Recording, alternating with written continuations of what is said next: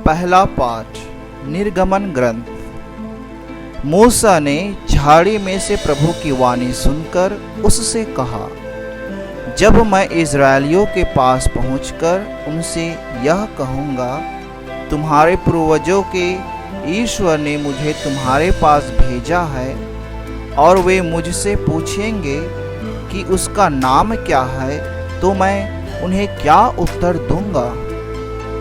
परमेश्वर ने मूसा से कहा, मेरा नाम सत्य है। उसने फिर कहा, तुम इज़राइलियों को यह उत्तर दोगे, जिसका नाम सत्य है उसी ने मुझे भेजा है। इसके बाद परमेश्वर ने मूसा से कहा, तुम इज़राइलियों से यह कहोगे, प्रभु तुम्हारे पूर्वजों के ईश्वर इब्राहिम, इसहाक तथा याकूब के ईश्वर ने मुझे भेजा है।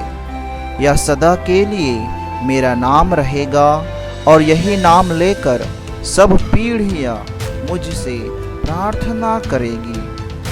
अब जाकर इज़राइल के नेताओं को एकत्र करो और उनसे यह कहो, प्रभु तुम्हारे पूर्वजों का ईश्वर इब्राहिम, इसहाक और याकूब का ईश्वर मुझे फिर दिखाई दिया, और उसने मुझसे कहा, मैंने तुम लोगों की सुधि ली है, और मैं जानता हूँ कि मिस्र देश में तुम पर क्या बीत रही है। मैंने यह निर्णय किया है, मैं तुम्हें मिस्र की दीनता से निकाल कर कनानियों, हित्तियों, अमोरियों, परिज्जियों, हिव्वियों और यबूसियों के देश ले जाऊंगा, जहाँ दूध और मधु की नदियाँ बहती है।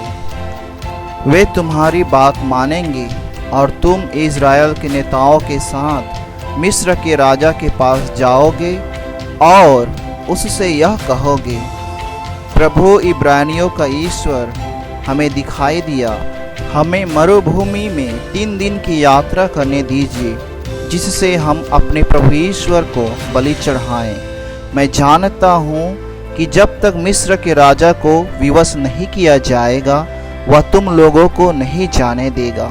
इसलिए मैं अपना भुज बल प्रदर्शित करूँगा और विविध चमत्कार दिखाकर मिस्रियों को संतप्त करूँगा।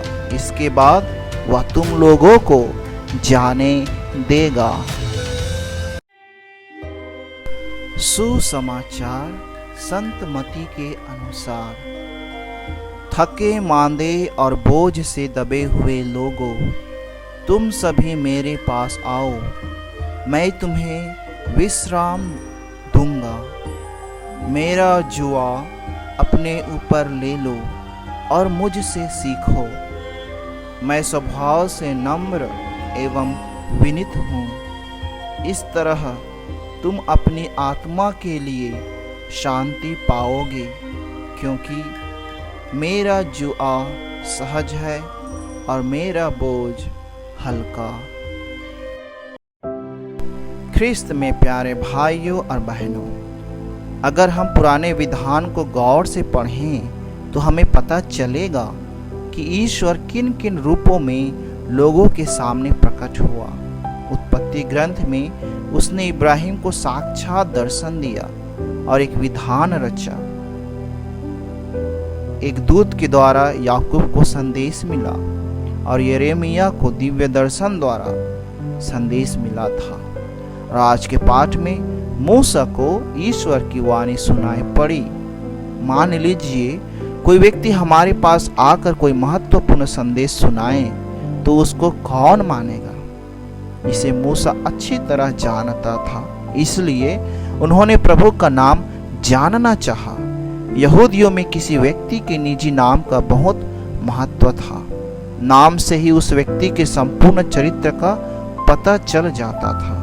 यहूदियों को प्रभु का नाम जानने की जिज्ञासा थी। वे उसे याहवे के नाम से जानते थे, किंतु ईश्वर ने अपना नाम सत्य बताया और कहा, मैं तुम्हारे पूर्वजों का ईश्वर इब्राहिम, इसहाक तथा याकूब का ईश्वर हूँ, और सदा के लिए मेरा नाम यही रहेगा। ईसा भी अपने जीवन काल में इसी नाम को उच्चारित करते हैं। वह मृतकों का नहीं, जीवितों का ईश्वर है। ईश्वर ने जैसे यहूदियों की सुधि ली, वैसे ही ईसा ने हमारी सुधि ली है। वे भी हमें दुख तकलीफों से बचाना चाहते हैं। आज के सुसमाचार द्वारा ईसा अपनी प्रकटीकरण करते हुए कहते हैं, पिता और मैं एक हैं। जिसने मुझे देखा है उसने पिता को भी देखा है। यीशु उन सबको पास बुलाते हैं जो परेशान है, दुख दर्द में है, जिन्हें सताया गया है, जो गरीबी के बोझ से दबे हैं अथवा अन्याय के शिकार हैं। सभी उसके पास आकर चैन से सांस ले सकते हैं। इसके लिए हमें ईसा पर पूर्ण विश्वास की जरूरत है। और इतना ही पर्याप्त नहीं है, हमेशा के नम्र और विनीत स्वभाव को अपना लें। उनके प्यार का बदला अपने निस्वार्थ प्यार से चुकता कर दें तथा एक सच्चे शिष्य की भांति उनका अनुसरण करते हुए स्वर्ग की ओर आगे बढ़ते जाएं।